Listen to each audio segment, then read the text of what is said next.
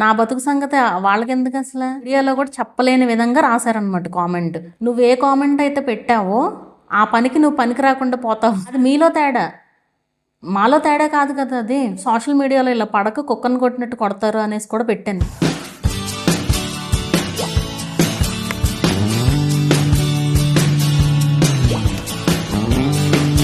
Hello అండి, welcome back to my channel. యాక్చువల్గా ఇలాంటి వీడియో చేయాల్సిన సిచ్యువేషన్ రాదు జనరల్గా. ఎప్పుడన్నా ఏమన్నా చెప్పినా నాకు చాలా తక్కువ వస్తాయి, చాలా తక్కువ నెగిటివ్ కామెంట్స్ వస్తాయి. ఎప్పుడన్నా ఏమన్నా అన్నా కూడా నేను వీడియోలో సరదాగా చెప్పేస్తాను అవన్నీ. ఇట్లా రాశారు కామెంట్, అట్లా సరదాగా చెప్పేస్తాను. కొన్ని ఒకవేళ నెగిటివ్గా ఉన్నా సరే అక్కడికక్కడే ఏదో ఒకటి వీడియోలో చెప్పేస్తాను. బట్ ఇలా ప్రత్యేకంగా వీడియో చేయడానికి రీజన్ ఉంది, చెప్తాను. ఒకళ్ళు ఏం రాశారంటే, నేను కామెంట్ స్క్రీన్ షాట్ తీద్దాం అనుకున్నా, ఈరోజు చూశాను అనమాట. ఇది రాసింది ఒక 1 వీక్ పైన అనుకోవచ్చు. 1 వీక్ పైన 2 వీక్స్ పైన రాశారు, నాకు కరెక్ట్గా గుర్తులేదు. సరే, నాకు సెర్చ్లో వస్తుంది. ఇప్పుడు మనం కామెంట్స్లో కూడా సెర్చ్ చేస్తే, అంటే కామెంట్ గుర్తుంది నాకు, అదే దాంతో సెర్చ్ చేసినా రాలా. మేబీ డిలీట్ చేసినట్లున్నాను, నేను గట్టిగా రిప్లై ఇచ్చానులేండి దానికి. అయితే ఏం రాశారంటే, నేను ఒక వీడియోలో ఏం పెట్టానంటే, వాళ్ళు నా ఛానల్ ఫాలోవర్ అవ్వాల్సిన పనే లేదు, వాళ్ళు నా ఛానల్ ఫాలోవర్ కాకపోయినా నన్ను వచ్చి డౌట్ అడిగారు అంటే నేను రిప్లై ఇస్తాను కంపల్సరీ. నాకు తెలిసిందైతే నేను రిప్లై ఇస్తాను, ఎవరా కాదా అనేది నేను ఎప్పుడూ అడగను. వాళ్ళు జస్ట్ డౌట్ అడిగితే రిప్లై ఇస్తాను అనేసి చెప్పాను అనమాట. అయితే దానికి కామెంట్ ఏం రాశారంటే, అవును మేడం, మిమ్మల్ని ఏం ఫాలో అవ్వవసరం లేదు, 5000 ఇస్తే అన్నీ చేస్తారు మీరు అంట. అంటే ఏంటి ఇక్కడ, నేను మానిటైజేషన్ ప్రాసెస్కి రీయూజ్డ్కి అమౌంట్ తీసుకుంటాను. నేను ఇక్కడేమో పెద్ద దానవీర సూరకర్ణలాగా కబుర్లు చెప్పి అక్కడికి వెళ్ళిన తర్వాత మనీ ఏమో అట్లాంటివి ఏమి ఉండదు కదా. నేను ఎన్ని వీడియోస్లో చెప్పాను, నేను చేసేది పెయిడ్ చెక్కింగ్, నేను చేసేది పెయిడ్ మానిటైజేషన్ ప్రాసెస్ అని ఎన్ని వీడియోస్లో చెప్పాను. నా టైం నేను ఎందుకు ఎవరికైనా ఎందుకు ఇస్తాను చెప్పండి. అసలు మనకి ఏది ఫ్రీగా వస్తుంది చెప్పండి ఈ రోజుల్లో? ఏది ఫ్రీగా వస్తుంది? నా టైం నేను ఎందుకు ఇవ్వాలి? అసలు ఉండే టైమే తక్కువ నాకు. డౌట్స్ అన్నీ ఫ్రీగానే చెప్తా, ఎన్ని డౌట్స్ అయినా ఎంతసేపు అయినా అడగండి, డౌట్స్ ఫ్రీగానే చెప్తా. ఒక్కొక్కసారి విసుక్కుంటాను కూడా, ఎందుకంటే ఒకటే క్వశ్చన్ అటు తిప్పి ఇటు తిప్పి ఎవరికైనా కోపం వస్తుంది. ఓ పక్కన ఏదో సీరియస్ ఇష్యూ జరుగుతూ ఉంటుంది, వీళ్ళు వచ్చేమో ఆల్రెడీ అడిగిన క్వశ్చనే మళ్ళీ అడగడం. ఎలా ఉంటుంది చెప్పే వాళ్ళకి? అసలు ఎలా ఉంటుంది ఒకసారి ఆలోచించండి. ఎంత ప్రెషర్ ఉంటుంది. నాకేమన్నా ఇది ఒక్కటేనా పని, వేరే లైఫ్ అనేది లేదా? అయినా సరే రిప్లై ఇస్తారు. రిప్లైస్కి నేను ఎప్పుడు ₹1 కూడా తీసుకోవాలి. ఈవెన్ కాల్ మీ ఫర్ యాప్లో ఎవరన్నా కాల్ చేసినా కూడా మీరు ఇన్స్టాగ్రామ్లో మెసేజ్ చేయండి, పర్లేదు వాయిస్ మెసేజ్ అయినా పెట్టండి అని చెప్తా.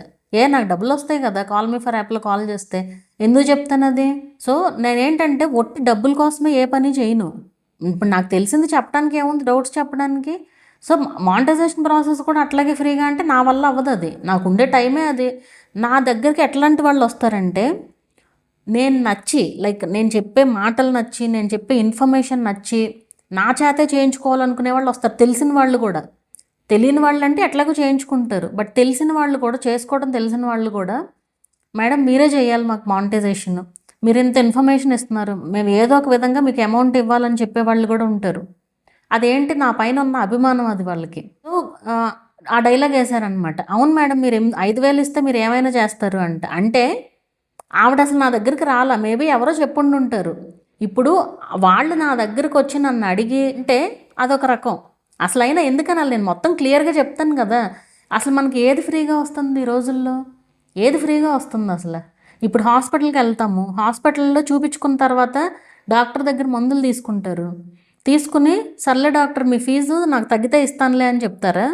అంటే మీకు స్పెండ్ చేసిన టైం అంతా పోయినట్టేనా ఇంకా? ఇది ఒకళ్ళిద్దరు కాదు, బోల్డ్ మంది ఉంటారు మీలాగా డౌట్స్ అడిగేవాళ్ళు, బోల్డ్ మంది ఉంటారు. నేను ఫ్రీగా అయితే టైం ఇవ్వలేను. ఇది నేను అక్కడికి వచ్చిందో చెప్పడం కాదు, ఇక్కడే చెప్తున్నాను వీడియోలోనే. ప్రత్యేకంగా ఆ కామెంట్ రాశారనమాట, అందుకు చెప్తున్నాను ఇది. ఈ కామెంట్ వచ్చింది, ఇప్పుడు నేను చదివే కామెంట్ వచ్చింది మానిటైజేషన్ ప్రాసెస్కి అనమాట. మానిటైజేషన్ కంప్లీట్ ప్రాసెస్ వీడియో అది. ఆ వీడియో చూసి ఎంతమందో మానిటైజేషన్కి అప్లై చేసుకున్నారు, బోల్డ్ మంది మానిటైజేషన్ ప్రాసెస్కి అప్లై చేశారు ఆ వీడియో చూసి. దాని కింద కామెంట్స్ చూస్తేనే అర్థమవుతుంది.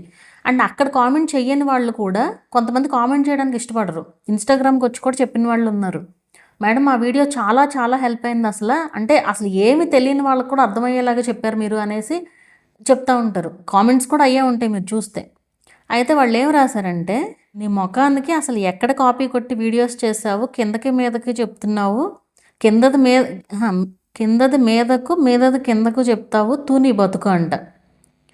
అసలు నేను ఏదైనా సరే ఒక పద్ధతి ప్రకారం చేస్తా. ఏది చేసిన తర్వాత ఏం చేయాలి, ఏం చేసిన తర్వాత ఏం చేయాలి అనేది క్లియర్గా చెప్తా నేను. ఆ కామెంట్ రాశారు. నేను ఊరుకోను కదా, నేను రిప్లై ఇచ్చా. ఏం రిప్లై ఇచ్చానంటే, నా బతుకు సంగతి ఎందుకులే కానీ ముందు మీ బతుకు సంగతి చూసుకోండి. ఈ వీడియో చూసి ఎంతోమంది మానిటైజేషన్కి అప్లై చేసుకున్నారు అండ్ సక్సెస్ అయ్యారు. మీకు అర్థం కాకపోతే అది నా తప్పు కాదు, మీకు మైండ్ లేదని అర్థం. అండ్ కాపీ కొట్టి చెప్తానా, ఎలా చెప్తానా అనేది మీకు కూడా తెలుసు, కానీ ఒప్పుకోరు, నెగిటివ్ రాయాలని డిసైడ్ అయ్యారు కాబట్టి రాశారు అంతే. ఇది ఉందలేండి, స్క్రీన్ షాట్ యాడ్ చేస్తాను చూడండి. సో అట్లా ఉన్నారనమాట జనాలు. అసలు అక్కడ ఏమన్నా ఉందా అసలు, నీ బతుకు అట్లాంటి వర్డ్స్ ఎందుకు వస్తాయి అసలు, నా బతుకు సంగతి వాళ్ళకి ఎందుకు అసలు. అండ్ నేను అది రాంగ్ లేదు, నా రాంగ్ లేనప్పుడు నేను రిప్లై ఇచ్చి తీరుతా కంపల్సరీ. అండ్ ఇంకోటి అసలు మెయిన్ది, అసలు ఈ రెండింటి కోసం కాదు నేను ఈ వీడియో చేసింది, ఇప్పుడు చెప్పబోయే దాని గురించి. ఒక పరమ చెత్త కామెంట్ రాశారనమాట ఒకళ్ళు. అది నాకు తెలిసిన వాళ్ళే అంటే నాకు తెలిసిన వాళ్ళు కాదు, ఛానల్ చూసేవాళ్లే. నాకు తెలిసిన వాళ్ళు అంత పరమ చెత్త మెంటాలిటీ వాళ్ళు అయితే ఉండరు, గ్యారంటీ అది మాత్రం. వీడియోస్ చూసేవాళ్ళే ఎవరన్నా కానీ వేరే ప్రొఫైల్స్తో 3 ప్రొఫైల్స్ నుంచి రాశారనమాట. పరమ చెత్తగా ఉంది ఆ కామెంట్. ఇప్పుడు అది ఒక అమ్మాయిని ఏ విధంగా తిడతారో మీకు తెలుసు కదా, గ్యారంటీ తెలిసే ఉంటుంది మీకు. అంటే పరమ చెత్తగా అనమాట. నేను చెప్పలేనే, వీడియోలో కూడా చెప్పలేని విధంగా రాశారనమాట కామెంట్. నేనేం ఊరుకోను కదా, నేను రాశాను. నువ్వు ఏ కామెంట్ అయితే పెట్టావో ఆ పనికి నువ్వు పనికి రాకుండా పోతావు అనేసి రాశాను. అంటే అర్థం చేసుకోండి మీరు ఎంత వరస్ట్గా రాశారు కామెంట్ అనేది. ఇప్పుడు మీరు ఆ కామెంట్ రాయడానికి ఏమన్నా అర్థం ఉండాలి, రీజన్ ఉండాలి. ఇప్పుడు నేను మీకు ఆ విధంగా అసలు కామెంట్ రాయడానికి నేను ఎక్కడ కనిపించాను అసలు మీకు అట్లా, అంటే అట్లా ఎక్కడ ప్రేరేపించాను మీకు అసలు అట్లాగా. నేను నా వీడియోలో ఎంత పద్ధతిగా ఉంటాను. నాకేంటంటే వీడియోస్ చూసేవాళ్ళు కంటెంట్ మాత్రమే చూడాలి. నేను ఏ డ్రెస్ వేసుకున్నాను ఇవన్నీ కాదు, ఎన్ని అవసరంలా, ఏ డ్రెస్ వేసుకున్నా ఏం చేసినా నేను ఏం చెప్తున్నాను అనేది అది వినాలి అనేసి అనుకుంటాను. జనరల్గా ఏ డ్రెస్సులు వేసుకున్నా కూడా కామెంట్ చేస్తున్నారు అంటే అది నేను పద్ధతిగా ఉన్నా కూడా నన్ను కామెంట్ చేస్తున్నారు. అసలు మొత్తం వదిలేసిన అమ్మాయిల దగ్గర కూడా సేమ్ కామెంట్లు చేస్తున్నారు. ఇంకా డిఫరెన్స్ ఏంటి, తేడా ఎవరిలో ఉంది? డ్రెస్లో లేదు, అది తేడా మీ మైండ్లో ఉంటుంది తేడా.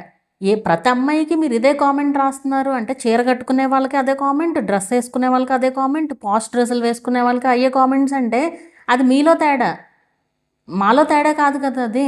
అంటే నేను చెప్పలేని కామెంట్ అనమాట. లేకపోతే నేను ఖచ్చితంగా స్క్రీన్ షాట్ కూడా పెట్టేదాన్ని. నా కామెంట్ నేనే డిలీట్ చేశాను, అంత వరస్ట్గా ఉందన్నమాట అది. రిప్లై ఇచ్చిన తర్వాత డిలీట్ చేశాను ఆఫ్కోర్స్.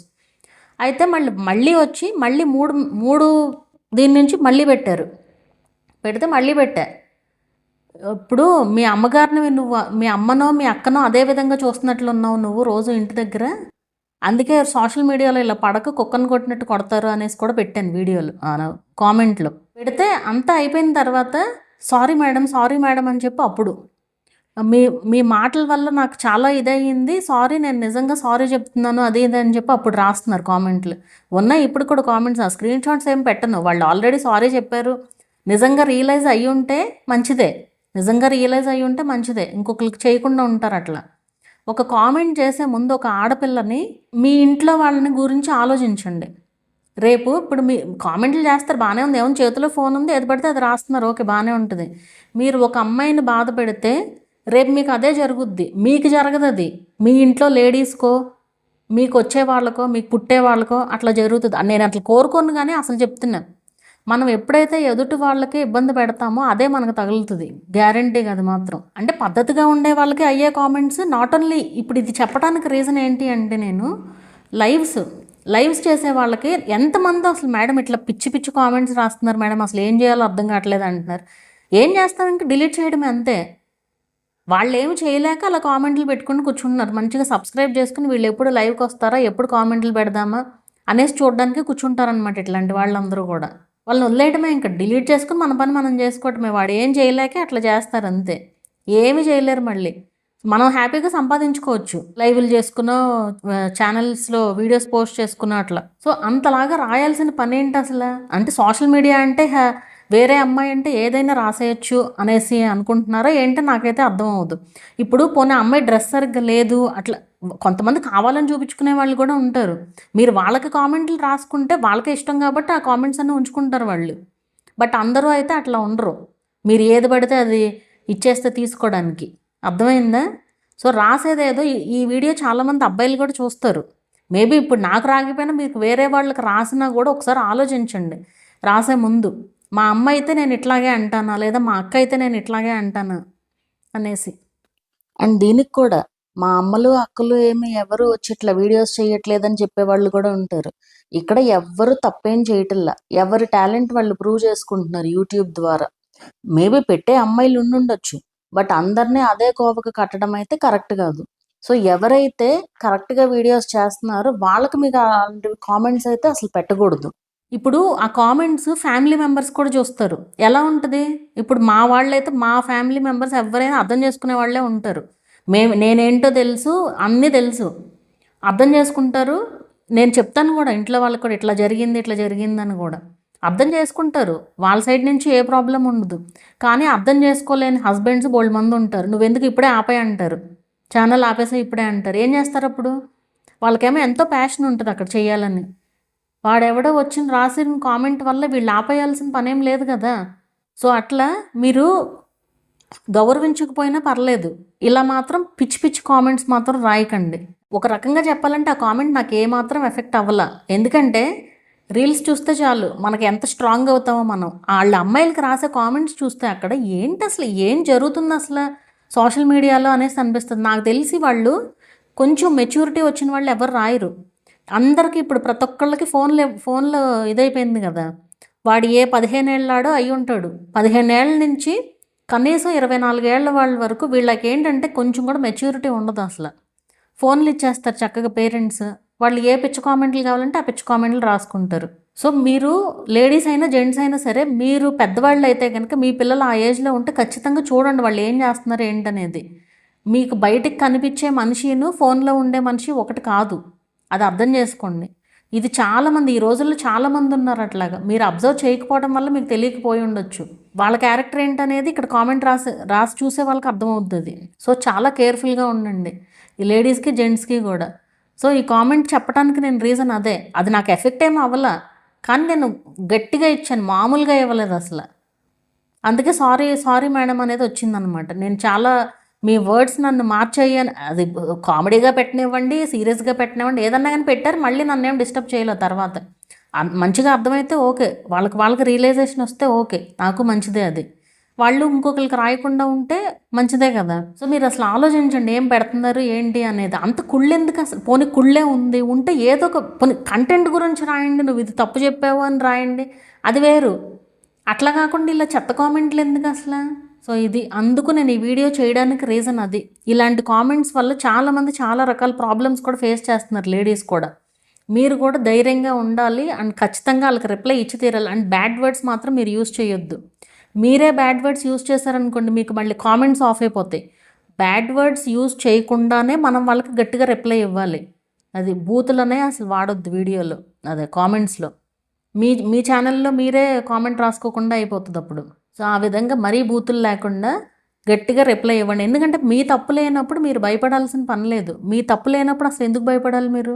సో మొత్తానికి ఇది అర్థమైంది కదా. నెగిటివ్ కామెంట్స్ జస్ట్ 3 ఏమో చెప్పినట్టున్నాను నేను, అంతే. కానీ చెప్పాల్సినవి ఉన్నాయి కాబట్టి ఈ వీడియో చేశాను. నాకు అసలు నచ్చదు నెగిటివ్ కామెంట్స్ గురించి వీడియో చేయడం అనేది. వాళ్ళకి మనం ఇంపార్టెన్స్ ఇచ్చినట్టు అది నచ్చదు నాకు. కానీ ఇది కూడా మీకు మోటివేషన్గా ఉండాలని మాత్రమే చేశాను ఈ వీడియో.